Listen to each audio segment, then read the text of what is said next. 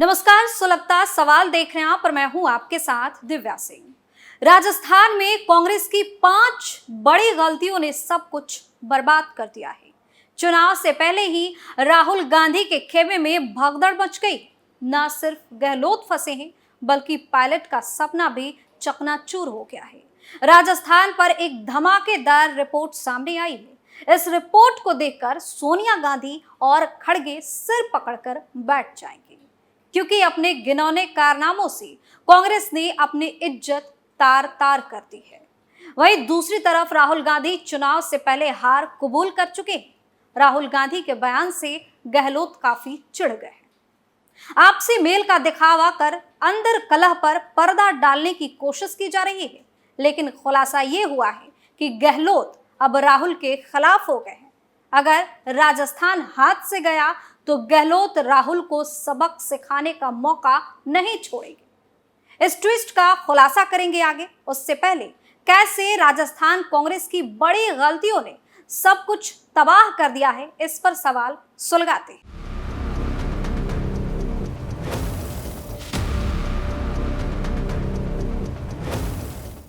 किन 5 गलतियों से राजस्थान में तबाह हुई कांग्रेस?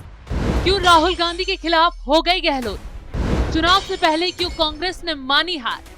क्या बीजेपी के एजेंडे ने कांग्रेस को उखाड़ फेंका? इन सवालों ने कांग्रेस के खेमे में आग लगा दी है। बड़ा खुलासा करेंगे आगे, लेकिन उससे पहले गहलोत, पायलट, राहुल की उन 5 गलतियों को उजागर करते हैं जिसने राजस्थान कांग्रेस को तबाह किया है। पहली गलती है कांग्रेस का करप्शन। मुख्यमंत्री गहलोत पर ही आरोप। दूसरी गलती है कांग्रेसियों की आपसी कलह। तीसरी गलती है पार्टी के बदतमीज नेताओं पर आलाकमान की कार्रवाई में कंफ्यूजन। चौथी गलती है गहलोत की हिंदू विरोध छवि। और 5वीं गलती है बीजेपी के खिलाफ नो अग्रेशन। इन गलतियों में कांग्रेस ने 5 साल का वक्त काट दिया। जनता को देखने के बजाय कांग्रेसी आपसी मुद्दों में ही उलझे रहे। तो अब जनता ने भी इन्हें आईना दिखाने का मूड बना लिया है। ऐसे में कांग्रेस के आगे तमाम चुनौतियां हैं और इन चुनौतियों से निपटना मुश्किल ही नहीं, नामुमकिन है। तो चलिए सबसे पहले कांग्रेस की पहली और सबसे बड़ी गलती पर चर्चा करते हैं। जो गलती कांग्रेस की हार के लिए सबसे ज्यादा जिम्मेदार होगी वो है गहलोत पायलट की धुआंधार लड़ाई और अब मेल मिलाप का दिखावा। पायलट तो रास्ते में मानो गायब ही हो चुके हैं। दरअसल पिछले चुनाव के बाद से ही राजस्थान में कांग्रेस के अंदर 2 खेमे हो गए थे। बीते 5 सालों में पार्टी को राजस्थान में कई बार बगावत देखनी पड़ी। एक बार तो मामला अदालत की चौखट तक पहुंच गया था। पायलट अलग अपने विधायकों के साथ ड्रामेबाजी करते रहे। सीएम की कुर्सी के लिए बार बार बवाल किया, लेकिन गहलोत भी कुर्सी से नहीं हटे। 2023 का अप्रैल महीना आते आते सचिन पायलट ने अपने ही सरकार के खिलाफ अनशन तक कर दिया। सचिन पायलट ने 3 मांगे उठाई, जिसमें कहा गया कि राज्य में जब वसुंधरा राजे सिंधिया सीएम थी उस वक्त हुए घोटाले की जांच हो। दूसरी मांग थी राजस्थान लोक सेवा आयोग को रद्द करने नई व्यवस्था शुरू की जाए। तीसरी मांग थी पेपर लीक और परीक्षा रद्द होने से जिन छात्रों का नुकसान हुआ उन्हें आर्थिक मुआवजा भी दिया जाए। लेकिन सचिन पायलट की एक भी मांग पूरी नहीं हुई। सचिन पायलट इन 3 मांगों को लेकर कई महीनों में अजमेर से लेकर जयपुर तक 5 दिवसीय यात्रा निकाल चुके हैं, जिसके बाद बैठक हुई और आलाकमान ने लॉलीपॉप देकर पायलट को चुप करा दिया।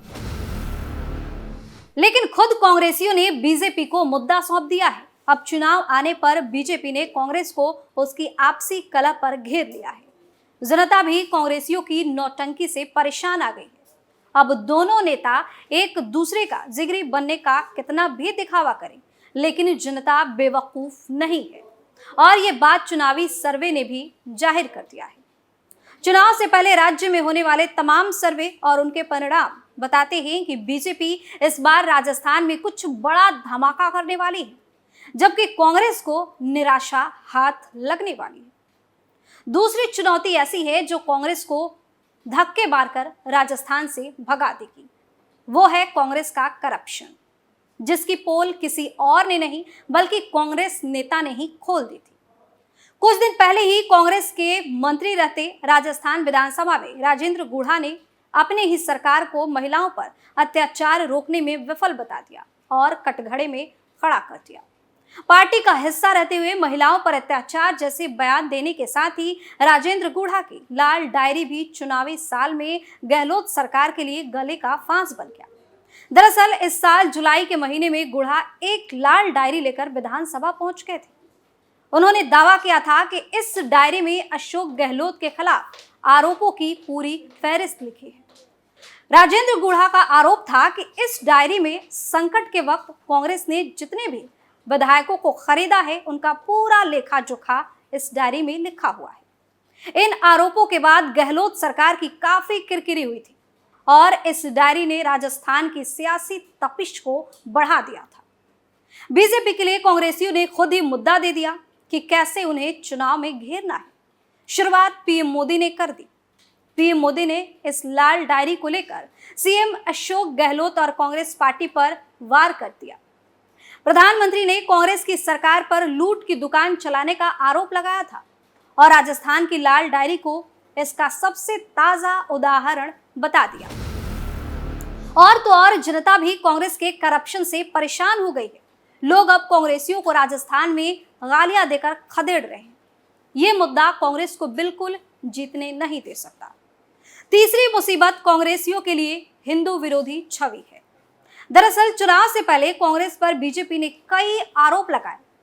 इन आरोपों में अशोक गहलोत का हिंदुत्व विरोधी होने का आरोप एक बड़ा मुद्दा बनकर सामने आया है। ये वो मुद्दा है जिस पर कांग्रेस फिलहाल बैकफुट पर है।